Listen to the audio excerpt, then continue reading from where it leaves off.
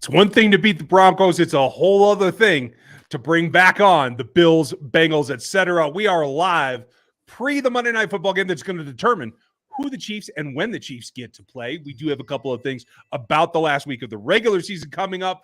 Welcome to RGR Football. I'm Ryan Tracy. This is Dan Harms. We are here together to give you what we take away upon further review. That's what this is. Yes. And you guys are running this show. This is the Q&A. Ask your questions, if you will.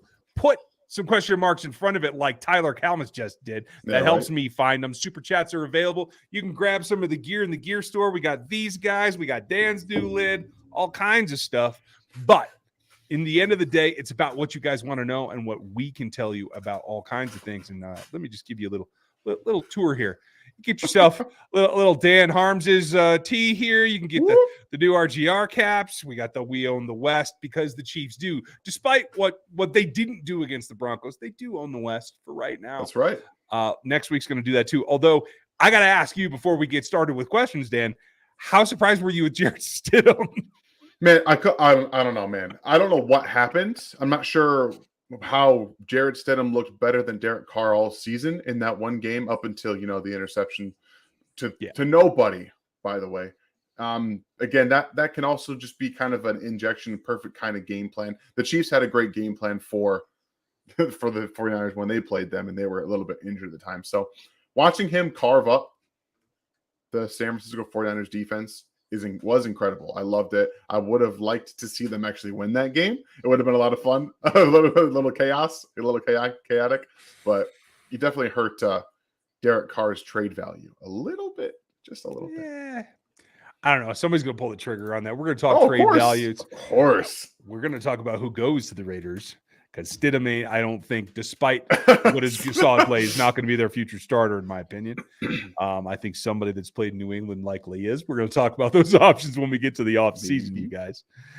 Because one thing will be remaining the same is none of the options give the Raiders any better chance to take the West from the Kansas City Chiefs than they have right now. So that's a nice thing. Night Hunter, I like the way that you put this. It's Dan and that other dude, Cheers. Welcome. Appreciate it, Night Hunter. Dan's just in charge now. It's fine. Everyone's going to get used to that. Not a problem. Trust me, I don't want that. Kadarius Burner is back. Okay, I like that. I love it. We're going to get into it here. Terry, how are you? Hope you're doing well. Tyler, how many All-Pros would you estimate the Chiefs are going to have this season, and who do you think it is? That's a great question. Let me run this down. There's Mahomes. There's Travis. There should be Creed. Should be Creed. Should be Tony. Sorry, Tooney. I said that wrong. Yeah, not Tony, Tooney. Should be.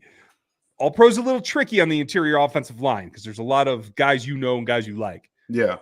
But on offense, that's 4 to me. Chris Jones is likely the only guy that's all pro on the defense in my eyes. What do you got? So it's funny how we kind of switched. I think a few weeks ago, you thought L'Jarius Sneed was going to be an all-pro corner. I think he should be. I think he'll be a second-team All-Pro. I don't think he'll be first, but I do think he will be a second-team All-Pro.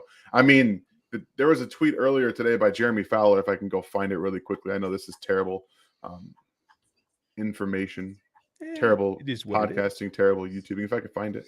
I just feel like L'Jarius doesn't get the respect from the national media that are going to do the voting. So that's my only concern. No, I get it, but he's having one of the most versatile defensive seasons in decades. Jeremy Fowler's tweet. Sneed's the 5th player since 1999 with at least 100 I would assume that's tackles, 3 forced fumbles, 3 interceptions, and 3 sacks. That's pretty good. That's pretty dang good. I'm just saying. That's pretty good. Agreed. I will take that. And 10 times on Tuesday. I just don't know if he's going to get the votes. I hope that he does because I do think he deserves it. The only gripe that people give him is completion percentage, and quite frankly, I don't buy that. It is something that I track, and for somebody in the nickel, you give up a lot of catches. That's what it is. It's about how you control it and how much yak you give up, and that's where he excels. What I don't get is that they play a ton of off coverage. And teams get the ball up quick against Kansas City anyway. Mm-hmm. So when you play off coverage and in the slot, it's natural off. You're not playing man press coverage in the slot. You're just not doing it. ball comes out quick. There's not much you can do about that. If you go around the league, you're going to see a ton of slot corners giving up, 5-6 yard catches because the ball comes out quick. So, well, I don't care so much, but that's just me. I like it. Cole, the word is that I've gotten is that Snead is quote day to day. Yeah. His hip is inflamed from what I understand and is giving him a little bit of soreness, a little bit of trouble. That's normal on a Monday. We'll see what happens on Wednesday. If he can be a limited participant in practice on Wednesday, I think we're going to be all right there. Tooney is the bigger one. Yep. They were supposed to have an MRI today, and I haven't seen any report whatsoever. Have you? No, nothing. Not even. There's no peep. This could just be what the Chiefs do this all the time. And since Snead came back into the game yesterday, they probably felt comfortable saying he'd be day to day. But Tooney didn't come back in, and they might just be holding this one close to the chest. I don't know. We'll find out. I would imagine more on Wednesday when they get their practices. I don't know about tomorrow what we'll come down with, but yeah, I don't know. Folks, welcome. It is the Monday night Q&A. You can see over there. Hangout, whatever you want to call it. This is what we do. We'll take all of your questions, all your super chats. I guarantee every super chat gets an answer tonight. So if you would, hit the like and hit the sub right now. We appreciate that. We are growing. We're not a meteor, but we are growing nice and steady. Chiefs Kingdom is always expanding. So welcome. This might be the question of the night from NFL fan. Dan, gut All feeling. right. Do you think the Bengals win and the Chiefs will get the number 1 seed as of tonight? I do. I think that the Bengals are a better football team than the Bills right now. I think they are. I completely agree. That's pretty shocking because we generally are going to pick differently. But that's just what it is. It's momentum. And the Bills just don't seem to be fired up. Now, they can raise their level of play. Oh, for sure. They're not playing in a snowstorm for the first time in, I don't know, a month. Right. So there's something there. But I agree. I feel like the Bengals are on the rise and the Bills are just kind of plateauing a little beneath their level of play. Yeah. And again, I think the Bills, the Bengals, and the Chiefs all have the wherewithal to play as the best team in the NFL. So I'm not saying like the Bills are just not that great right now. They definitely have the ability and the ceiling to beat the Bengals. We've seen that kind of play out of them. So I'm not like trying to say that they're just not good. I think right now that what the Bengals are doing offensively and defensively, more importantly, defensively, is what's going to win them this football game right now, tonight. Yeah, I can't disagree. Oop. Not yet. I'm trying to put you guys in order. I jumped the line there a minute. Sorry about that. So we got his. I agree. I think it's going to be interesting. Patrick, so it seems that each game we stall out and the game gets stale and then they turn it back on. Why is there a lull in the middle of each game?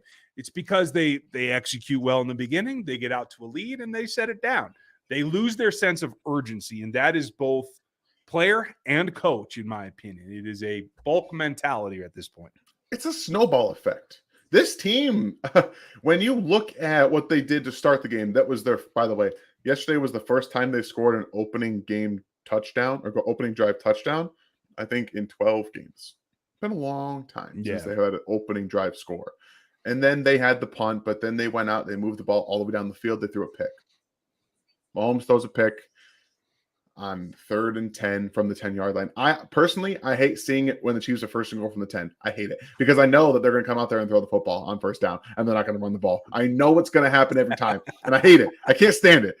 So every time I see that, I kind of like die a little bit inside because I know that they're probably going to either have a field goal or something bad's going to happen. And then it starts to snowball. From there, you get the fumble from Kadarius Toney. They do go back. They score a touchdown. But after that, you go into the third quarter. 3 and out. Yep. 3 and out. When things start to go poorly, you get a drop here and there, you get a 2-3 yard run on first down. It feels like they're like, all right, Patrick, go take care of it. Go take care of it. And then I don't know yet for certain because the first half of the game, the Chiefs moved the ball at will. They really did. They did whatever they wanted to, except for one drive. And flip over to the second half in the third quarter. Then they stalled out. I want to see if they went to more man coverage. I want to see what defensive changes that the Broncos made in the third quarter because I saw Mahomes hold the ball more. I saw him get a little antsy in the pocket. We saw some inaccurate throws on his part too. So I want to see what happened there. But it's the snowball effect. They turn the ball over and then they get drops. They get inaccurate throws. They get pressure in Mahomes' face. Like all things just kind of seem to snowball for 3 or 4 drives, and then like, hey, wait a second, 1 first down, and then boom, there they go. That's 1 first down is all it takes. So snowball effect both ways. They just got to get over that, and I do think somebody had a comment. We'll get to it here in a minute about something I kind of agree with where they at. Miles, hope you're doing well. Would you draft a CB over an edge in the second round of the 23 class? I think this corner class is great. I think the corner class is really interesting. The problem with spending a second round pick in this 2023 draft, it's very difficult, in my opinion, to draft a second rounder that's going to come in and play over the 3 young guys you got, plus L'Jarius. So I can't see you making that investment right now. I think there's some interesting guys down low. You're going to have some 4th and 5th rounders like Tariq Woolen and like L'Jarius before him that you can take a little bit more risk on that will have the payoff as well. But right now, I mean, I know everybody's frustrated with Josh Williams. Josh Williams is going to be a starter on this roster in coming years. So I think what they did in this last class is they set themselves up for the future.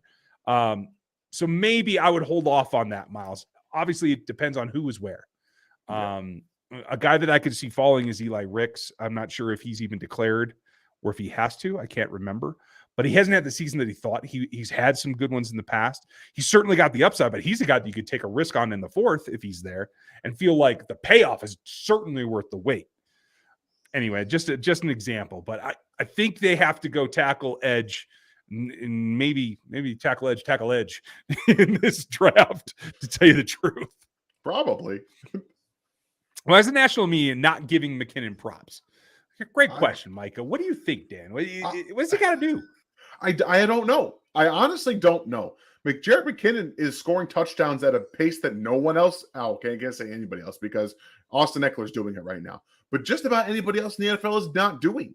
He's scoring a touchdown every single week and 2 sometimes a week. So I'm not entirely sure because it really seems like they don't want to give him. Honestly, if he's below the radar, that's fine by me. Yeah, right. Don't just do it.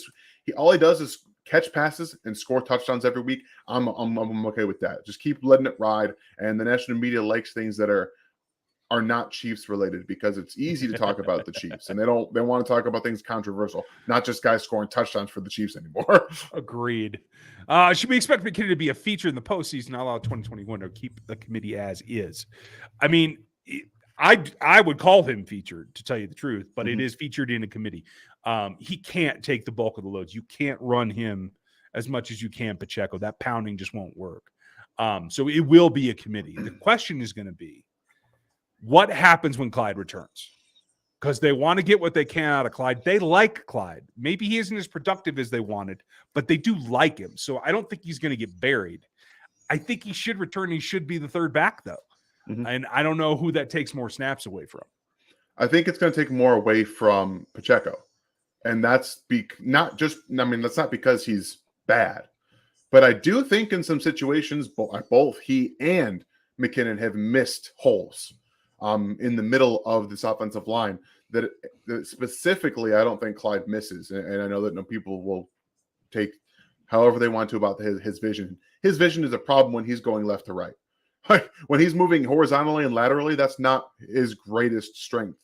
But in inside zone, it's fine. And I've seen multiple times on 3rd and short yardage situations where McKinnon runs into a defensive guy when there's a hole to his left, where Pacheco does the same thing. So I think it's going to end up taking more away from Pacheco in some of those situations because right now McKinnon has a stranglehold on and he showed on every single passing situation because of his pass protection and the way he's impacting the passing game. I'm totally with you there. I hope that it doesn't become something that we have to worry about. That's my big thing. Is it needs to be a smooth reintegration, in my opinion. Cody Ashmore, thank you for being here and giving us, firsthand information. You were at the game yesterday, and I think you had a good time. I'm pretty sure. Why doesn't Andy help Patrick when he gets in a funk and run the ball? Mahomes looked like he did versus the Bengals in the AFC Championship game. That's the big question, because Andy's Andy, and Andy views the passing game as the end-all, be-all, and the running game is there to supplement it. And Andy truly does consider screen passes, et cetera, and little flares part of the run game. Again, for a former offensive lineman, it's confounding to me how he doesn't understand the physicality of it. But that ties into our next question because they do go hand in hand. And I'm glad you saw it, Cody. Thanks for bringing us the eyes view. Appreciate your insight. But Kadarius asked the same question. I'm sorry, not Kadarius. Jeremy asked the same question. Or no, that's not even him. I'm reading way too far ahead. So here's the thing. By not running, it feeds into the thought that you can't run. And so why do you lose on third down? This is where it was. It was Swag Boy. Sorry, I had to go back a little bit. Why did they lose on third down? Because they don't emphasize it during the week.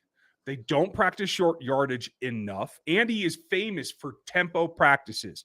That doesn't mean getting down in the muck and coming off the ball like your life depends on it. That's what this team doesn't do, despite having more power players than it had 3 seasons ago when it was pretty much a finesse offensive line.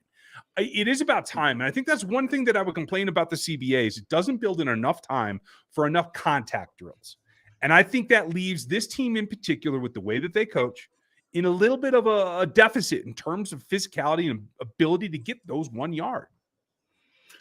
I will give the Chiefs some credit because they did spread, contrary to what I said last night, they did spread the Broncos out multiple times on third and short. I recall, at least in the first half, 3 or 4 times where they did that. And it did work a couple times. They also had a unique full house look in the backfield, and they ran Pacheco with what was almost like a split back zone, but it was with the tight end coming out of the full house look. So he comes from the left, goes to the right, and then McKinnon just missed the hole. Again, that's what I was talking about earlier. He just missed the hole. Should have been a first down, but he missed it. That does happen.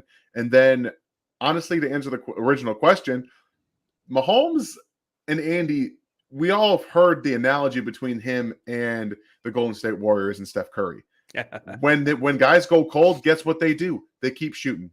Yep, they do. And Andy's like, if you're cold, keep shooting. But where I disagree with it is I don't want to see you throwing the ball all the way down the field all the time. You pointed out to the short screens and the short passes. If he's struggling, get him a short pass. Get him a screen. Get the ball out of his hands quick. Don't make him have to sit back on 3rd and 10 and throw the ball down the field. Get it to Sky Moore like you did it twice in the first half, and then you didn't do it again the rest of the game. Like, that's the problem. They do that, and then they say, hey, Patrick, it's 2nd and 10, it's 3rd and 10, throw the ball down the field. Well, maybe if you got him back into a rhythm and then went back to that, guess what? You might hit some of those, but he's out of rhythm and then throwing the ball down the field. When you're out of rhythm, ball's going to be different. And when you're in a rhythm, like, go back to the first half, watch him hit Kadarius Toney down the field twice, and then Justin Watson down the field. Boom. Second half, he's not in a rhythm, misses MVS, underthrows MVS a little bit. Like, so you got some situational problems here. Make it a little bit easier. If you're not going to run the ball, use a screen pass, use a little swing pass to your receiver, make it easy. I don't get it. Well, and it helps everybody else out too. It keeps everybody in the ball game instead of continually trying to go to MVS for 7 targets where he only comes down with 2 catches. Whether it's him or whether it's Patrick, you can argue about each rep, but rhythm is important, not just for quarterbacks, for running backs, and honestly for offensive linemen as well. Exactly. Everybody needs it. Kadarius' question was, could Zach Wilson come in and learn and be a future backup? I think that's his only thing here. If he's trying to avoid being Josh Rosen, he's got to come in and learn somebody's system. Can he do it? He was really RPO heavy at BYU. Mm-hmm. There's enough RPO basis in the Chiefs offense that I think he could be interesting. The question is decision-making, as it's always been, because he just doesn't understand how to read defenses. He didn't do it at BYU. He struggled with it in New York. I don't know that he's going to be able to come in and run this offense as a backup. What do you think? I would like to see it just because in terms of a developmental standpoint, this is a place you can learn. And again, Mahomes was kind of labeled in college, but he came in, he did sit a year. Obviously, he had Alex Smith to help him, and he's attributed a lot of his success to the year he sat and learned behind Alex Smith. I think that would do a player like Zach Wilson good, who has a lot of talent. He does. He has a lot of talent. But right here, in between the ears is where he struggles. He can't figure it out mentally. And sometimes you need to sit back, and you can't have all the expectations on you, and you have to be able to watch the game from a different standpoint. And I think Kansas City is a nice place to foster a young player like that. Showcase him in the postseason, in the preseason, maybe a year or two from now. Maybe you end up being able to trade him. I don't know. Yeah, I'm with you. Jeremy, great question. What player or position group has been the most surprising this season? I think the most surprising position group has been the cornerback room. You're playing 3 rookies. Yeah. And a young guy, L'Jarius Sneed, who's arguably on star. a rookie contract. Yeah. We're talking about a hugely inexperienced and young group. And I think that they've played very well. And I know that penalties and getting beat at times earlier in the season down the field and things like that have shifted some focus. But I think the fact that, they have collectively gotten some of their stuff together and they look pretty good right now is very surprising if you would have told anybody that the Chiefs would be starting 3 rookies right now in week 17, week 18, they'd be like, yeah, this is a terrible defense. And I think while they've had their moments of bad play, I don't think it's because of the corners. Yeah, I agree with you. Just as a second option, I would agree the corners are the most surprising. The second would be the D-line for me because this is basically Chris Jones and half of a Colin Saunders, and that's it. Without Turk Wharton, and I think his loss has been underrated. What they've gone to is Derek Nagy, who's underperforming, probably the worst season of his career in terms of impact on the game, and a bunch of veterans that are wayward soldiers that they have to try to bring in. I'm concerned about it, and I do think D-line interior is going to be something in the draft as well if they can't shore it up with some free agency that doesn't cost them a ton. That's what I'm thinking. Yeah. Quentin, thank you for the super chat. Always appreciate the support, buddy. Does it even help the Chiefs to get the number 1 seed, or does the extra game keep them on their toes? It helps this team. Yes. Because 2 things. 1, the veterans get to rest more. Travis needs it. Tooney needs it. Chris Jones could use it, I got to tell you. And 2, it gives you more study time. Yeah. And the rookies need that. And Absolutely. so they can go and they can look at. My guess is that if the Bengals win tonight, the Chiefs get the 1, they stay the 1. That means that then the Bengals will have taken over number 2 because they'll be tied with the Bills, but they'll have the head-to-head. They will play the Chargers. I think the Chargers could knock them out. I'm just saying.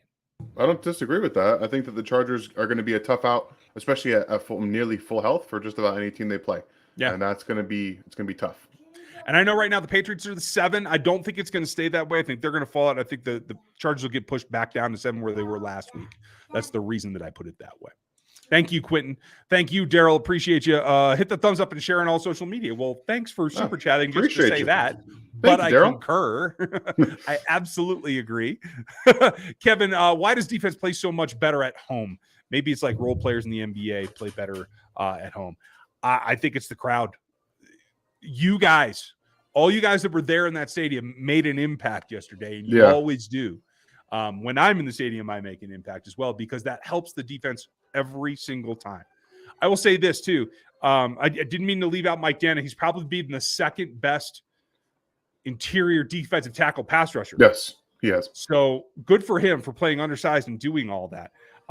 If Colin can step it up just a little bit, I think he can overtake that and be a viable guy. He's right on the edge for me, and I think that he's got it in him. I just wanted to say that out loud. I appreciate it. Frankie, do you think that Pacheco can grow his backfield receiving ability, or is it more of a straight runner, victim of Pat preferring to go downfield? What do you think his future is? So if you guys watch Isaiah Pacheco play running back, there's a reason he's in the committee. There's a reason he's a 7th-round pick. I know everyone wants to see him develop, but he can only do so much. He is a straight line athlete. Straight line athletes have problems changing direction. I don't want to talk down on him because he's done a great job in taking advantage of what has been given to him, but he does not have a huge amount of upside because he can't change direction quickly. It takes him a long time, and when you don't see a cutback lane early, it takes him even longer because he has to not only stop his acceleration one direction and go the other way, he has to identify it. And if you just go back and watch some of his runs from yesterday, go back and watch a couple of them if you get an opportunity. He runs very, very upright. And when you run upright combined with a lack of lateral agility and hip sync ability, it's a bad combination. Nice way of putting it. Yeah, I'm really trying not to sound like I don't like the guy because what he's done has been awesome. And again, When you can see him hit a hole, it looks really nice. He runs guys over. When he gets going, he's hard to stop. But he's like trying to draw a zigzag line without making any sharp corners. He does this. It's a lot of bended and wasted movement when he runs. He has to stop, chop his feet, turn, and then accelerate. He doesn't have the ability to stop and start on a dime like you see a lot of other guys do. So the Chiefs at running back right now don't have a number one at all. They don't have a one. They have a 2A and 2B punch with McKinnon and Pacheco. And that's what it is. But they've done a good job. So I try not to harp too much on it. Fair enough. I like it. John Coy, what's the percent chance that Miami misses the playoffs? Right now, I'm going to say 60%. Yeah, I don't think they're going to make it. I don't either. Somebody was right in the chat. The Chargers did go up to 5. I forgot about the Ravens loss last night. So they are at 5. Ravens are at 6. New England at 7. New England at 8-8. But here's the thing. Miami has to win. New England has to lose. Pittsburgh has to lose for Miami to make it. Yeah. That's a lot. And I will say this. The Jets barely lost last week. If they put Mike Smith in, because he's supposed to be back for the Jets this week, I think the Jets have a chance of beating them and playing spoiler for the Miami Dolphins. And I think Tyreek Hill starts to go cry in a corner that he should have never left. That's what I'm starting to think. Well, I mean, he's got another 2 more years, then he'll be back in Kansas City anyway. So I guess that's 60 million reasons to be happy, right? Yeah, okay. I guess I'll right. shut up. Oregon said, I think people are overreacting too much. How many games have we seen this year where teams who are worse on paper give better team fits or even beat them? This ain't playoff football yet. It's close, but you're right. It's not there yet. For the teams that it is playoff football, I think that's really where we might see something spark. Ready Whip. The only positive about these tight games that we should prepare the rookies for the playoffs, but it is frustrating to watch the nonsense every week. I couldn't agree more. You're very right, Ready Whip. I heard some coaches make DBs who hold a lot in practice with boxing gloves. Should Spags make some of our DBs practice that? You know, our DBs, I mean, Rashad Fenton's not on this roster anymore, so the holding is not an issue. Yeah. What little they do, I think, is acceptable and within the realm of what is in every bowl game. Do you think it's overly gross? No, your 2 biggest culprits over the last probably 4 years are not on this team anymore. And again, I will say it again. I do not believe that Josh Williams was holding Jerry Jeudy on that play. I think it was textbook. I think what he did was great. And again, that's not going to get called in the postseason. So the Chiefs are not playing their game designed for the regular season at corner. And I think that they're going to be able to get away with much more hand fighting in the postseason, especially because they did rework the rule this past offseason about hand fighting. They're going to be more lenient on back and forth hand fighting. I think it's going to be more prevalent in the postseason. Long Warren, glad you made it. Yes, if you guys would hit the like, would really appreciate that. And if you're not one of our subs, jump in the pool. It's fun in here. And Josh had a good one too. I feel gross saying go Bengals. Josh, you're absolutely right. I like that. Let's see. Follow-up comment. Is there a player that currently in the league that you guys could see being the next McKinnon for KC? Not too old, but career has been sidetracked due to injury or poor fit. Happy New Year. Happy New Year to you, comments. I don't have one that pops off my head because Tony Pollard's going to get paid. Anybody for you? Not readily. No, McKinnon is a special situation because again, the injuries made him bounce around. I remember him in Minnesota. Like he was good in Minnesota. He was good when he was on the field with San Francisco. I mean, he was always good, and he couldn't stay healthy. And knock on wood, he's been able to do that this year. So. Again, I don't have one that just pops off my head. I think they're going to end up drafting instead of bringing in a free agent because youth and rookie contracts are everything at the running back position. It's all about it. I am totally with you. Micah did have another one. What do you all think of the all flex schedule? Chiefs got moved early or got moved to Saturday. I don't think it's early. Yeah, no, it's like a 4:30 game. Yeah. But Packers Lions on Sunday night. I like it because now if they do have to play the wild card and they have to play on Saturday, now they get a full week's rest. So like I prefer it and I'm pretty happy about it. Yeah, I'm a little upset about the Lions Packers flex because that game could could be meaningless for one of the teams. Like I would have liked to see them both probably playing at the same time as the Seattle game, because that's the game that impacts the Lions. Obviously, the Packers just win and they're in. Doesn't the winner of that Lions-Packers game get in, though? No, not if Seattle loses, or excuse me. Yeah, if Seattle loses, it's meaningless. If Seattle loses, then the Lions have the spot to play for. Or it's one of the things that maybe if they win. No, yeah, I think I've got it backwards. The Seahawks need to lose for the Lions for them to make the postseason with a win. But the Packers are winning in based off the weird teams. There's all kinds of stuff, crazy nonsense that happens there. I think you guys already know how I feel. That's why Gary asked the question. So I'm going to ask Dan. Do we draft Kenny McIntosh if he comes out? And by the way, he did say he's coming out. I would love to see Kenny McIntosh in this offense, because I think he's actually a complete running back. I know a lot of people think he's just a pass catching back. I don't. I think he's got vision. I think he has loose hips. I think he can move with an offensive line. He's explosive. He catches everything that's thrown at him. Everything. He's a prototypical NFL back. It's awesome. Yeah, he's 6 foot. He's 6 foot, like 210 pounds. We'll see at the Senior Bowl, but I'm pretty excited about him. And the Chiefs do have a comp pick. I do believe they still have a comp pick coming.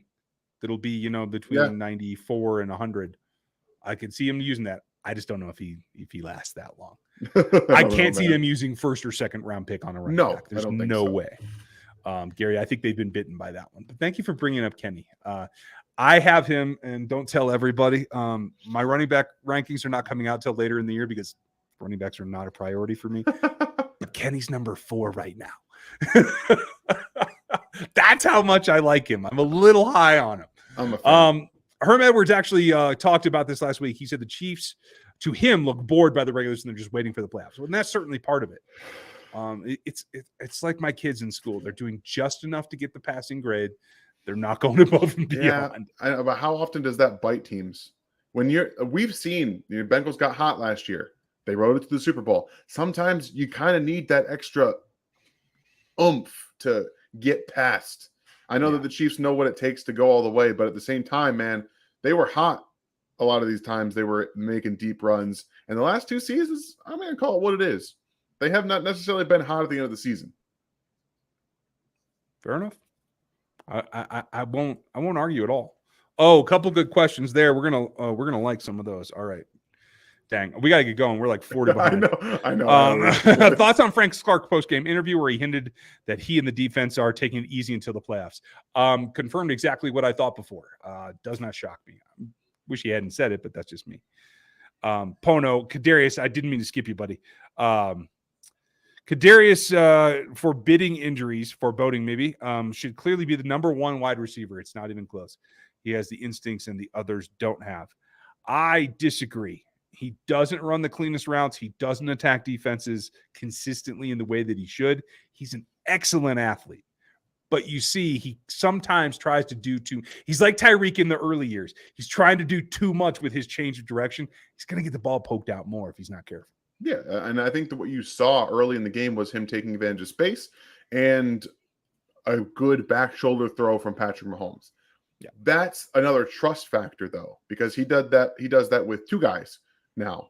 I've seen it multiple times with Kadarius already and Juju Smith-Schuster. He doesn't really do that with anybody else, so he does trust their ability to change their direction in the air more than I think anybody else, and that's at least it's comforting that he's developing a trust with him. But he is a space player, over the middle of the field kind of guy. I want to see him run more digs because he, especially against man coverage, he's going to beat some guys on a dig over the middle of the field all day. You get some stretch routes down the field. I love that combination. So he's definitely not a 1. He's a really good 2. But you might end up having 2 2s with Juju Smith-Schuster if you get a 1. Because I don't think they have a 1 yet. We'll see how that develops. I think there's going to be options. Josh, good question. Why do they never run the ball? It's because Andy Reid runs this team. That's really honestly what it comes down to. As much as EB wants to override him, he can't. It all comes down to that. And I agree with you. You do need to bleed clock. You do need to take advantage when you have the ball and control things. Andy's just notoriously bad about that. At least he's not making play clock or clock mismanagement decisions like he has right in Philly. So let's take that for the positive that it is. Do you all agree the Kelsey brothers this late in season it's hard to score because defensive had film on all the offenses and tendencies in the scouting report? It generally makes it more difficult. Yeah, like you generally know what a team is, especially for those that have fallen out of the playoff race because they're not doing it. They're not coming up with new stuff. Guys are packing it in. They're just trying to get through these games and get game checks. And Andy's trying to buck that system. He's been vanilla and he hasn't added new things because he's waiting for the playoffs. Nobody has film on it. And it's a sound concept as long as you don't have these scares all the time. Yeah. And again, it comes down to execution for them. I think they'd be fine if they could execute perfectly every game, but they don't seem to do that. And right now they're still winning games without it. So I think that they're just kind of, all right, biding their time. And we'll see if Andy changed anything in the postseason because I know you ride this every year that he's being vanilla. He's not going to add much. I think that this is just Andy Reid. I know that their playbook is huge. I don't necessarily think that he's keeping it vanilla on purpose. I think this is exactly how they're going to look in the postseason, but we'll see. Okay. Pono, do you think the Raiders rest their starters to avoid unnecessary injuries? Maybe Adams. No, Adams they can't trade, right? They already declined his 5th year. So, yeah. So anybody they think that they have trade value, maybe they do. Other than that, I think they want to try to fight it out. They need to find out what they have and sit them. And honestly, Josh has to get a handle on that roster. I don't think he has it. No, he doesn't. Sean, the Chiefs haven't beaten the Bengals since 1986, even when they were a dumpster fire. What is it about them that always gives them troubles? It's their brashness. It's the fact that they attack everything aggressively, every route, every block, everything, and they take it to the Chiefs in a way that only the Bucs have done in the past. They out physical them and they out strategy them, and that's what's considering the fact that as these rookie corners grow, 2 years from now, those receivers aren't going to be able to bully them the way they have right now. I think it's a catch-up mode. We'll see. It's definitely a little intricate. That kind of trend through generations, there's nothing to say that it holds water in terms of this team's just always better than them. Just weird things happen. And I do think that this version of the Bengals this year is tougher than last year. Their defense is better. And they do a great job of playing well-coached defense. And that's not something that a lot of teams can do. But against this team, they raise their level. They're hungrier. They're put in positions and they are not scared of the Chiefs running the football. They're not. And that showed even in the last game. They were running off chunks all night. And at the end of the day, they didn't win the game, and the Bengals didn't necessarily care about them running the football. They didn't care. All they cared about was stopping Mahomes in the big plays. They got the third, again, if you guys want to watch it, my third down breakdown from that game, the back and forth was awesome. But at the end of the day, the Bengals won that. But it was a third down game, in my opinion. It was a lot of fun to break down. Yeah, and let's hope that they can buck that trend and give them something else that they have to deal with. Not Chiefs related. Here, you take this one. All right. Well, thank you, Jonathan. Not Chiefs related, but how did you and Dan decide to work together? Interview, / onboard process. Your chemistry always comes across as being old friends. I think that a lot has to do with the fact that we see the game the same way at times. And I think, honestly, it was just Twitter. We came across, he followed me a little while ago. I would say a little while ago. When I first broke into this, I was working at a place called Arrowhead Guys. I was doing articles there. He followed me. I listened to the Locked On show already, so I was already following him. And from there, he contacted me one day about, possibly coming to work with him. And I was like, yeah, well, these guys over here, this is where I got my start. Obviously, they weren't paying me at the time because it was a startup. And so I'm a very loyal person. I was loyal to them. I had a couple offers even before Ryan. I watched the channel. So, he was like, dude, I love your work. Obviously, I watch them all the time. So it was a pretty easy transition for me. Again, first video stuff is you guys, if you really want to, you can go back to see what I was like when I first started. That was an adventure on my laptop with this old gaming headset on a couch. Like, this is stuff that I was doing. So I think my first exposure was during the draft, funny enough. But yeah, it was just Twitter, man. Twitter was Twitter. Honestly, I can thank my entire career to Twitter. So that's pretty cool. Yeah, if Elon doesn't screw it up, then we're all okay. Otherwise, we're all in trouble. But yeah, it was seeing the game in a way that a lot of analysts who haven't played don't understand. There's a lot of guys in Chiefs Kingdom that try to do film breakdown that they don't know what they're doing. So if you do, I try to identify talent and snatch it up. And luckily, that's how Dan gets here. So there's a lot that goes into it. And hey, we have been pals for a while now. Des, thank you, buddy. Are you guys nervous that if we play the Chargers in the playoffs? I personally am, because again, with those matchups and the history of playing tight games and having to beat the Chargers 3 times in the season is difficult. Staley's not out of this head coaching thing yet. I think he's still got some improvement he can make. Yeah, I like that. She looks so happy. I love that. Are you nervous about the Chargers, Dan?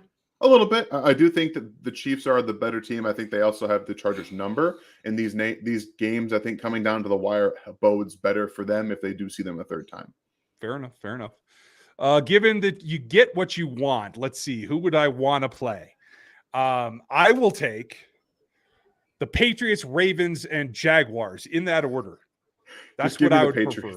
Yeah, give me the Patriots. Okay. I'm fine with that. They have until tomorrow to designate McCole Horman for the 53, right? Actually, it's till Wednesday, I believe. Yeah, I think so. So I do think they will return him, even if he's not ready to go. They'll give him his roster spot back, and they'll bring him on when he can. They have to, because if they don't have him for the playoffs. They need him. It's just mirrors the number of blitzes dropped over the last 3 to 4 weeks, and is it because the D line is getting home more often, or is the Spags holding something back? I will say this. I don't know that the total number of blitzes has dropped. The DB blitzes have. They've been sending the linebackers more. And so maybe it's dropped a little bit because the front plus Willie or the front plus Nick is getting a little bit more done. I think they're going to go even more that direction, W. Yeah, I'm with you, man. I'm with you. What's going on with MVS and Mahomes timing? Funny you should mention that. Dan's working on a piece for you guys just to illustrate that. We'll see if it ends up. I have to put it in the film room. I have to. It's too controversial not to. So it's going to be included in there. I do think we're going to do like a twofold talk about some of the rookies stepping up, and then a little bit of the Mahomes and MVS stuff. But again, a lot of it comes down to with an uncomfortableness at the wide receiver position. I think that MVS, his speed is a little different. It's not the acceleration. It's the long speed. It's the after a while it takes to get going. And then some of the inaccuracies, unfortunately, ball placement. He was a little off in the third quarter. That was what I saw. But they just don't have that chemistry that you see him and Juju, even him and Kadarius have. So something's off there, and we'll see how it ends up turning out. But I do think for them to make a good postseason run, MVS and Mahomes have to get their chemistry down. Because he's going to be playing. He played the majority of the snaps, the number one at wide receiver position yesterday. They got to figure it out. Yeah. He outsnapped Juju by a good margin, almost 20%, I want to say. Yeah. Jeremy remembers Dan. That's pretty good. Yeah, man. It was nuts. What do you guys think about Nick being vulnerable in the middle? Well, if you remember us talking about the middle of the field overall, since last season, we talked about it, particularly after the draft, about how the middle is what they had to control because they were broke down at the safety and the linebacker spots. I'm actually really happy with Nick Bolton. I think he is now becoming the victim where people had overinflated expectations. He's outplaying my expectation for his career right now. And it's because he doesn't have the athletic ability to drop deep middle. He can't run the pipe in Tampa 2. He's got to be more downfield, get to a spot and come forward. He can't turn and run in man. That's what's happening. The good thing is, while he's giving up a ton of completions, over the last 6 weeks, I think he's given up 100% targets. Yep. He isn't giving up a huge amount of yardage. This last week was kind of bad. He gave up 45 yards in yak. That's a problem he's got to get, which means he's got to be closer at the point, at the catch point. But honestly, he's played up and beyond my expectations in pass right now. What do you think? Yeah, I'm with you. And again, I think most of that came off of one time he was in man coverage against a running back, and it was like a 20-plus yard yak. So that again, that's why you don't see man from him almost ever, because he can't really do it. Again, a couple times he's a little too – there's a play I remember where all three linebackers bite on the play action fake, and they all run back super far. all three of them. because there's 3 of them on the field, and then there's like a 10-yard check down to the running back, and it takes 2 seconds for them to get there still. So there's some inconsistencies with their drops, but Nick Bolton has outplayed my expectations too, because again, in coverage, if you can get to your spot and then come downhill, make a tackle, that's all I care about. That's all I care about. He's done better than I expected him to. So as long as they're not forcing him into some bad positions playing man coverage, I'm pretty okay. Yeah, I'm with you. Super Devil Juice, do you think they should look at tight end in the draft? I will tell you this. This is probably one of the better tight end groups in the last 4 or 5 years. So I definitely think that they should. And I'll give you guys a dark horse if Dan doesn't name him next. Who would you like and where in the draft would you like them to look at tight end? Man, I don't want them to draft tight end this year, but I know that they're going to have to start figuring it out. I haven't done a ton of film on the tight end class, like at all. But Strange out of Penn State is an intriguing name because I do think that he's an all-around kind of tight end. He's a good athlete. He's got some rough edges in terms of route running that I've seen. Again, this is just based off of what I've seen live and broadcast when they do like replays and stuff like that. So it's very pieced together. He's not a bad blocker. He's actually a pretty good blocker. When he gets you squared up, he's actually a pretty good inline blocker as well. So I like that aspect of his game being well-rounded as a blocker and as a pass catcher. He just has some issues with route running and then transitioning from catching 2 yards after the catch. So I think you could learn that from Travis Kelce. I think there's a guy that's going to be available on day 3 that is a gross athletic upgrade over Blake Bell and gives you a lot of what he does blocking wise. I like Cameron Lato from Alabama. He's not somebody who gets a lot of press, but he does the things he has to do. He's got sure hands, he can block, and he's athletic enough to hurt defenses if they don't pay attention. I gotta get going. I know. I'm sorry. I'm dragging. It's my fault. Is Tobe's job on the hot seat, or is it players not getting enough reps? It's a bit of both. I don't think Tobe's going anywhere. Andy's not going to cut him loose. I was at the game yesterday. Great time. Glad you had good time there, Tyler. Why does McDuffie not get the respect he deserves? Because he's a rookie and he plays on a team that is all offense all the time. And so he gets overlooked by the national media. That is, quite frankly, all there is to it. He will have a coming out party in the postseason, though. Is it me, or does anyone think that the Bengals play clean first half of the game and hold on every play in the second half? That could be. I have not charted it. Yeah, haven't noticed that myself. There's holding on every play. I can just tell you that. Do you think that because Kobe's assistant head coach in special teams, he hasn't had the impact on special teams like in years past? I do not. He's been the assistant head coach since he came here. That's been his title the whole time. So I don't think his responsibilities are any different. What y'all see going wrong in the second half when they went on a too high zone on D? Snead out. That drive was what I saw. With Snead out, everything becomes about recognition in zone. Yeah. And that's where they kind of hurt themselves. The reason McDuffie's so good at it is because he played 82% zone at Washington. Whereas Jalen played a ton of man, and so did Josh. So, like, it's a recognition of visual thing, in my opinion. But it also leaves you more room for error. You can rally to the ball. You have safety coverage over the back. I think that's why. A lot of soft coverage in that second half. Yeah. What do you got about this one? Thank you, Chris. Could Sky get those 5 to 6 yards and LCG get the rest? Yeah. I don't see that as a problem as long as he plays. His hand isn't too cut from what we'll see an update on that later in the week. But Sky is a very good underneath middle of the road player, and that's exactly what we're looking for. We're trying to see him get more touches. I think behind the line of scrimmage are good, but intermediate and short area, some slants and things like that, where I want to see him do the most work. So yes, I definitely think that you're on the right path with that. I like it. Thank you, Chris, and thank you, Bandwagon. Should we use someone like Buechele as a kick holder? I don't know that Buechele's ever held. I know Henny has, so I would lean that way. Henny. I saw a question on MVS and running routes. I think we covered that. There's just miscommunication going on. Tyler, how big is it an issue if Allegretti is the left guard in the playoffs, aside from just a drop-off? Between he and Tooney, OBJ looked worse when he was in. That's the thing, is Tooney is a support system for Orlando. Unless something drastic happens, we should find out tomorrow whether Joe's hurt. If he's seriously hurt and they have to put him on IR, it's over. And then you have to adjust your offense. And that means you have to help Orlando more. That means Travis, Noah, maybe Jody when he's back have to stay in more. I don't think McKinnon's a good choice to chip. I don't think he likes it. I think it takes away from what he's been doing too much. Yeah, so I'd rather them go with extra tights or go 6 linemen. Just go 6 linemen. I mean, honestly, 2 route plays work for this team. I'm not scared of that at all. Yeah, I don't disagree. They need to help him in that scenario more than just about anything. Sean wants to know, why don't they ever go up-tempo, no-huddle? A question we ask ourselves every week. They don't ever do it. So, unfortunately, I can't say that they're going to do it in the postseason, man. Yeah, we don't know what it is other than they just do not care to do it unless it's situational. Maybe that changes.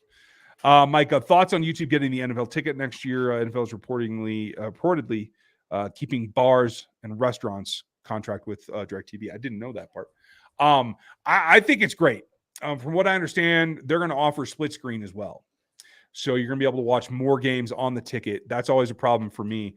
They have like a multi-screen thing on DirecTV. That's how I watch, for those of you who don't know. But it reduces the resolution. It's not really worth watching it. So I need bigger res. I need to be able to see it. And I think that's going to be a big thing. Hopefully, rumors that I'm hearing is the YouTube TV is going to tie some things in that we may be able to use here on the channel as well. Oh, yeah. I'm going to have to switch over if that's the case, because I have Hulu maybe right kind now. Of fun. Des, we all saw Stud McDuffin. That's going to take me a while, but I love it, Des. Oh, great. Can we expect him to be an all-pro by next year, or is that expectation too high? I think that's pretty high. I would love to see him reach a Pro Bowl. Think about what we're seeing now. We're talking about L'Jarius Pro Bowl, all-pro consideration, right? Took him 3 seasons. McDuffie's ahead of him in terms of performance. So maybe not next year, but maybe 3rd year we can get there as well. It just depends on the rest of the league, to tell you the truth. Yeah, don't set expectations too high for players. That's what we've seen with Bolton after his rookie season. Don't do it for McDuffie. You're going to end up more likely disappointing yourself. He's going to be a really good player. Just think of it like that. He'll be a really good player. Yeah, I am confident in that. So, we'll just see how he goes. Who knows? I'd rather be surprised and underestimate him than the opposite. Yeah. Who are the prospects that popped up in the CFB semis that you think will be in range for us drafting? Great question, Brett. I'll pull up my notes, Dan. Does anybody pop for you? Man, I think that Kendre Miller is a possible. He's a running back out of TCU is a possible target for the Chiefs. They don't have a ton of offensive linemen that are draft eligible. I think they have a good offensive line, TCU does, but I don't remember off the top of my head if any of them are draft eligible. From now that we get the Alabama, that wasn't a semifinal team, but I just can't off the top. I'm trying to think back, and I don't have anybody readily available that comes to mind. Specifically, some of the players on defense, Michigan, I think Morris, defensive tackle, is going to be someone that they probably get a good look at with their need of defensive tackle as well. So, yeah, I don't think he's a first-round player because he's just too much of a tweener. Yeah, he's probably going to be more of a second-round guy. Yeah, he reminds me of Mike Dana, to tell you the truth. They have him out at edge, but he really is just as effective inside. I don't know what's going on with is it Mazi or Mazie? I'm not trying to say his name. Yeah, Mazi. Yeah, but the off-field shit. The off-field stuff's going to knock him down. For you K-State fans, I don't think Felix helped his stock any. I think he's going to fall a little bit. He's going to be a day 2 guy. Maybe towards the back half. Maybe they can end up with him. I think he's got potential, but he's not there. So there's a guy in the other games. I find myself digging the concept. Oh, it's hard to say that, of going back to safety in the 2nd round. And I don't know, Brian Branch might be really, really good. I think he's going to be really good. You think he's going to be a first rounder at safety, though? No, I don't. I don't think there's going to. I actually don't think there's going to be any safety drafted in the 1st round this year. That's kind of my thought too. The other guy that stands out, I like Broderick Jones. Oh, quick hint, he's my new OT1. I think, Dan, you agree with me? Yep. We're on the same page there. I'm going to have my top 5 tackles out on NFL 33 this week. We're going to give away a little bit, but that is a paywall thing. So for you, those of you that are our fans, I know you guys will support us, but for everybody else, we're going to keep them kind of behind the wall. I think Darnell Washington hurt his stock. He got hurt. I think he's going to have to probably go back. I like Christopher Smith at safety as well. I think he's going to be later, probably day 3. I like what he brings. He has a tendency to impact games without being like an elite player overall. And another edge rusher that I think he lost some stock. I haven't been terribly impressed with him overall. I think day 2 might be nice for him. I think Zach Harrison could even fall a little bit farther than that from OSU, but he's a guy in the style that Spags likes. Yeah, I'm with you. Both the tackles at OSU too did not help their draft stock. I haven't been super impressed with Paris Johnson. I know a lot of people are high on Dwan Jones. I haven't been myself, but we never know. We'll see. Yeah. And sorry I took so much time, Brett. You get me talking about that stuff, and I got to tell you what I think. MT, thank you for the support, buddy. Like the new cap designs. Have a pick for tonight. Thanks. Thank you, sir, and appreciate the support. I had the Bengals by 3. Yeah, I think that's probably where I'll go. I could see it even shorter. I could see it 2. It's going to be a nice, close game. I think it's going to be a lot of fun. I agree. Joseph, is there any hope for in the 5th that we'd pick up Deuce Vaughn to replace McKinnon, especially with the Sproles-Eagles connection? I love that. And yes, I think Blake Corum's not going to be a top 50 pick because of his size. And I think Deuce is going to fall because of his size. I love that concept. I just like Kenny McIntosh more as a complete player, but Kenny's likely to be gone. So, man, if it's in the 5th, I can live with Deuce Vaughn. I can happily deal with that because he is a spark, man, no matter what. He is. The problem is, again, you're not really replacing McKinnon because McKinnon does pass protection. And Deuce Vaughn will never be able to play pass protection. It's just not going to be possible. Yeah, and honestly, like I need to see more from him in pass catching. He's going to be a day 3 guy at best. Man, if they could get him as a UDFA, that's exactly where I'd love him. But do we need a new DC and OC next year? Thank you, Craig. Appreciate you. I do think there is a possibility for a new DC. Technically, I think Bieniemy is likely to get an offer. Yeah, I've thought that for 3 years, though, so I could be wrong. But I think either way, his time is coming to an end in Kansas City. But the next OC is already on the coaching roster. His name's Matt Nagy. So we've talked about that before. It's gonna be a quick change. KL, thank you for the support, buddy. What's the fix in the middle of the defense? Do we drop a third safety? And why the hell are we still playing zone? You have to play zone when the quarterback has a read on your rooks and they aren't able to dominate physically. That's their advantage, is they are long, tall, physical corners. When they can't do that, you have to help them. And yes, I think they not only have to play more dime, they have to change the way they play dime more often. I've talked about double robber. This team is perfect for playing double robber and having one guy over the top. Reading my mind, man. Honestly, they should play dime, but with Cook as like a pseudo linebacker. Right. Yes. He should Sorensen should do the old Sorensen role, but I don't think he's ready for that yet. That's probably why they haven't done it, because they need someone that can run down the pipe, and they don't. Yeah. Nick Bolton can't do that. And if you are going to play dime, you could get run on, and that's what their big worry is they don't have a linebacker that can really play dime, or excuse me, a corner or a safety that can come in there and play that dime backer role. It's just not something they can do right now. So I think Cook is what they want to do, but it's risky. It's risky because you could get chunked to death in the run game. Ooh, yeah. And honestly, they don't want to put Willie in there too, because they know that Willie's not as good against the run as Nick. And that's the trade-off that they're looking at. Thank you, Kale. Will Big Red install more pure run in the run game instead of RPO? No. Sorry, Ben. Sorry. History's history. Old dog, new tricks, that whole kind of thing. He ain't doing it. Late in the draft, how would you guys feel about Vaughn from K-State? Absolutely does. Day 3, 5th round on, I'm perfectly happy with it. That's where, honestly, a running back should go, in my opinion. Always. But, yeah, no, I like that. I like what he brings. Who's the league calling? Who in the league is the ceiling for Joshua and Jalen? Love the channel. Thank you, Bale. Appreciate you. Like, so as a comp, what do you see their ceilings? I think that Williams can be a more athletic version of Charvarius Ward, which is what you want ideally in this defense. Jalen it's harder to see because I don't right now. I don't have enough gameplay for him. It's because I think he's go for it. I think he can be a poor man's Bradbury. Okay, I like that because I like James Bradbury, so I'm good with that. I think that will work. And if both those guys happened and where they were drafted, we are happy as clams. Boom. Yep.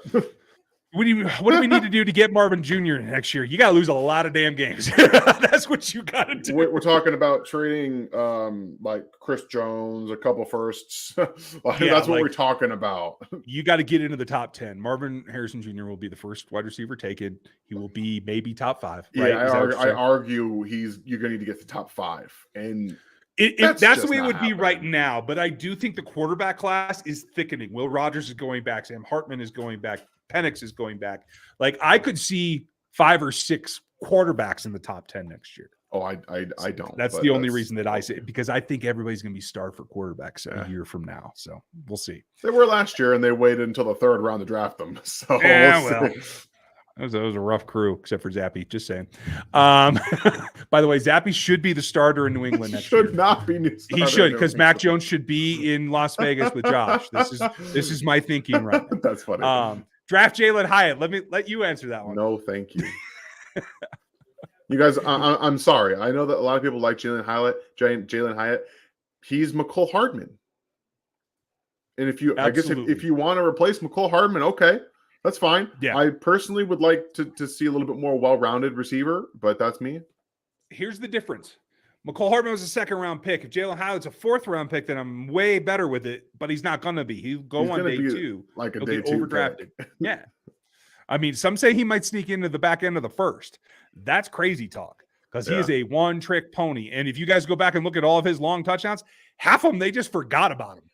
Like uncovered busts. Dude is a stack receiver that never plays on the line, ever. Yeah, it's crazy. It's crazy. Oh, Daryl, thank you. Shouldn't we get Snead and Bolton long-term contracts? Absolutely. I agree with that wholeheartedly. Yep. And you can do Snead after this season, Bolton after next. So, yeah, I think that's coming. If you guys would like and subscribe this video, it would really help us and helps the algorithm find us. 2 seconds. Yeah, it's really not hard. There's a little guy like that and a little sub button like that. Yeah, go hit him. Appreciate you guys. You're probably all subs anyway, but, it is what it is. You never know. Thoughts on free agents, Deron Payne and Jack Conklin? You think Conklin has anything left? No, I don't. I don't either. I think Payne, absolutely. He's hurt. I think he just got hurt on Sunday, or if I'm not mistaken. So I don't know what we'll have to see about that, but I don't think Conklin's got anything left. I kind of agree with you there. I think, okay, there we go. Sorry, I wasn't clicking for some reason. I think it could be our version of Ray Lewis. We just need to get a DT to support him.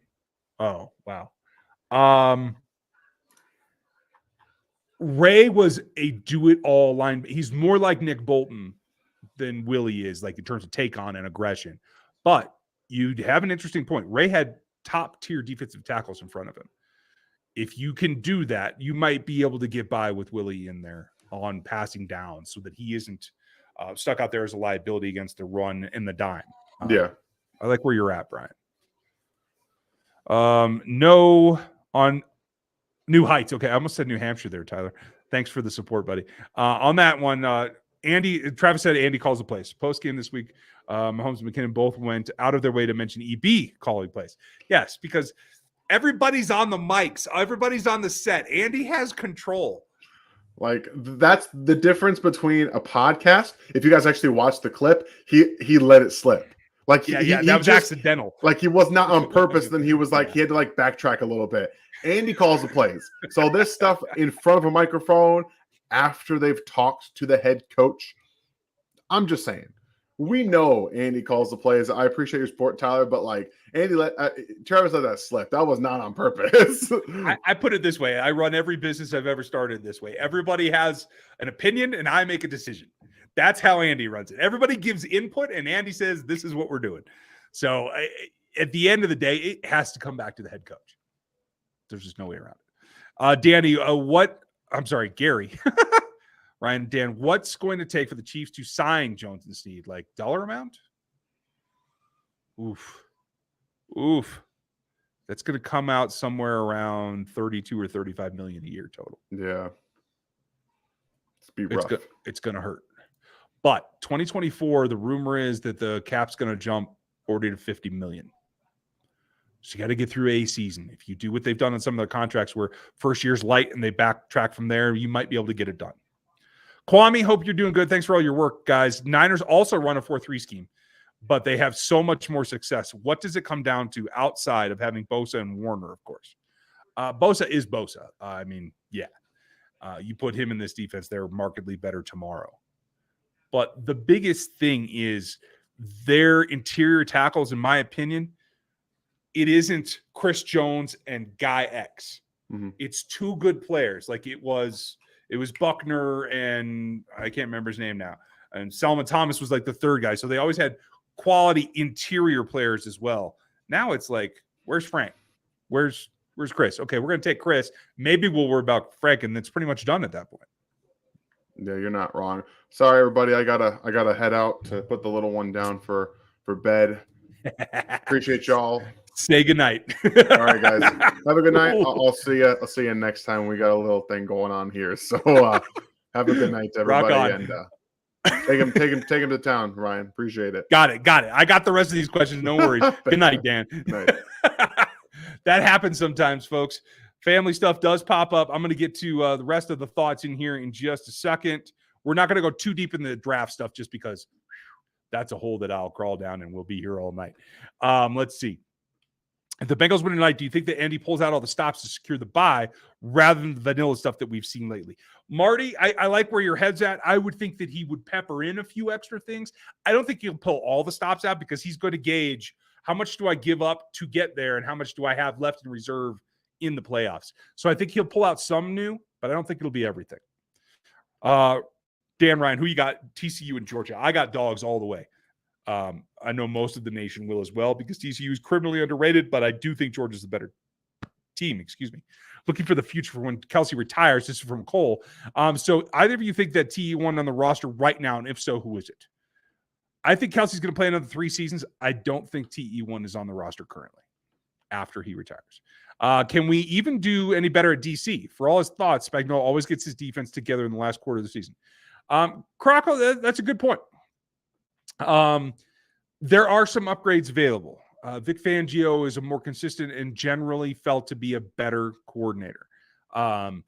It is about the pluses and minuses. It is tough, though, and that's what Andy's thinking is going to be. Joe Cullen's a guy that's had success, and that's why he's here. And so, like, they'll keep it in-house if they do make a change, is my guess. But, yeah, there are a couple of upgrades out there. It's just not many. Chris, which of wide receiver of any college would be a great fit for KC? I mean, the guys that could do multiple things are going to be there. Jordan Addison, he's my wide receiver one for some of those reasons. I'm trying to take a look at the rest of my rankings at wide receiver just to give you a couple other names. Jackson Smith and Jigba can play all 3 positions too. He's best in the slot, but he can do it all. I like Tillman on the outside as an X. I like A.T. Perry from Wake as an X as well. I haven't broke down Josh Downs, but I do like him. And I think Keyshawn Boutte is going to come out now. He's going to be a bargain. I think he can do some things as well and a little bit more than people think. Parker Washington is an outside choice as well. Let's see. Could Snead and McDuffie cover A.J. Brown, Devonta Smith decent enough in the Super Bowl? Yes. A.J. Brown can't run away from those guys at all. They are both faster than A.J. Devontae runs some nifty routes, and he has that breakaway speed, so that's going to be a little bit more of a challenge. But the other nice thing is, in terms of A.J., you got to be physical, so that's where having Williams and Watson come in is that they can handle the physicality part. You just got to pick and choose when you get really aggressive with it. What's going on with Bucker? I wish I knew. Maybe those guys are beefing. I have no idea, but they certainly aren't on the same page right now. Sorry, I must have jumped one because that's Ryan's question again. Chris is back. What player you like in the top 100 for the Chiefs to draft in April? Let's see. In the top 100, I think Broderick Jones is going to go out of the Chiefs' range, but a tackle that I do like for them could be Blake Freeland. I think he's going to be a third-round guy. He may have the length. He plays at BYU, so he's got the RPO kind of thing down, and he's got scrambling quarterbacks, so I kind of dig that part of it. Not 100% on them because I've really only done one film on him so far. The guys on the edge that I like that I could be in Chiefs striking distance are going to be Nolan Smith, He's really a 3-4 outside linebacker, so they'd have to probably make the change there. Jared Verse, I think he's going to be around in that area. I don't buy him as a top 15. Tyree Wilson, I don't buy him as a top 15 either, but he could get pushed up. He is exactly what Spags wants. Isaiah Folksy is very similar to that as well. Foskey, sorry. Beyond that, I would probably get into Will McDonald. I like what I've seen from him. We are both, Dan and I, fans of B.J. Ojulari. I think a bargain basement is Ali Gay from LSU as well. He should be a day 3 guy. He's coming off of an injury, and I don't think he played his best in 2022, but he does still have upside there. So there's a couple, Chris. Nick Allegretti's better at run blocking than pass. When we need to run the ball more if Tooney is out? That's a very good observation, Brian, and I hope that's the reality. I just don't know if Andy will pull that trigger. I would agree with you, and I would like to see them do that. Okay, last call. Going to grab the last super chat. That's also from Chiefs Knicks fan. Appreciate it, Knicks fan. What do you think of Christian Gonzalez? Christian's right up there. Until this last game, he and Keeley were pretty close. I now have Christian after this weekend. He is my number 1 corner. I do think Joey Porter's in the discussion. I think Witherspoon's in the discussion. I think Clark Phillips is a nickel only. He can play outside, but I don't think the Chiefs in particular would like it. So he's probably going to fall down my board a little bit, probably end up at 4. He and Ringo and Cam Smith are going to be in that range. Who did the Chiefs draft with their first pick? With their first pick in this coming draft at number 32, I think the Chiefs may actually draft somebody like Jared Verse. Right, a guy that should be in the top of the second, but they'll bump him up a little bit. The other option, let's see, if Skoronski were to fall, he's a little short-armed in my opinion. We'll see what he measures at, but he could be an option. I don't think he'll fall into the 20s, let alone 30s. Same thing for Broderick Jones. Not a big fan of Darnell Wright. DeJuan Jones, I think, is a little overrated right now. I haven't done Jalen Duncan, so he's another option at tackle. And we'll see who else comes up. Wide receiver could be in that mix, and I think safety could be in that mix. I like Chris Smith, like I said. Jordan Battle could be there. I think JL Skinner's going to be a 3rd-round guy. He could be an option as well. Do we need a DN more than we need left tackle to me? Or no, this is a statement from Knicks fan. We need DE more than we need left tackle, in his opinion. I can live with that. That's a fair point because Frank's gone. They cannot bring him back. Even if he reduced the salary, I don't think they could bring him back. So I could certainly understand. I think the more highly rated player is going to be available at 30 or 32, and it's going to be a D end is my thought. We are missing McCall, if you ask me. I completely agree with you as well. Oh, my God, you're on a tear, dude. Thank you for all the support. Better win percentage this year, Chiefs or KU basketball? Go Chiefs and Rock Chalk. Terry, I think KU basketball is going to take a step back, but I don't think they're going to fall that far. What are the Chiefs at, like 80, 86% or something like that? I think the Hawks keep it up above that line. Brett, do you think that EB comes back if he doesn't get a head coach offer? I don't think so. Or do you think he joins the staff on one of the other Reed's coaching tree? That could happen. I think he's going to get a college offer. I don't think he's going to necessarily get an NFL offer, but I do think he's going to move on either way.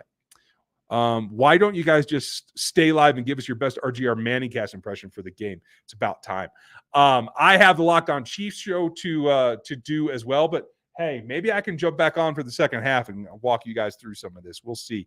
I have family stuff tonight too, but the wife might be able to take care of that. So watch out. We might do an extra special live chat tonight. So Lev, thanks for the idea. Appreciate it. Chiefs fans, MVP Pat is the future GOAT. I still feel like that as well.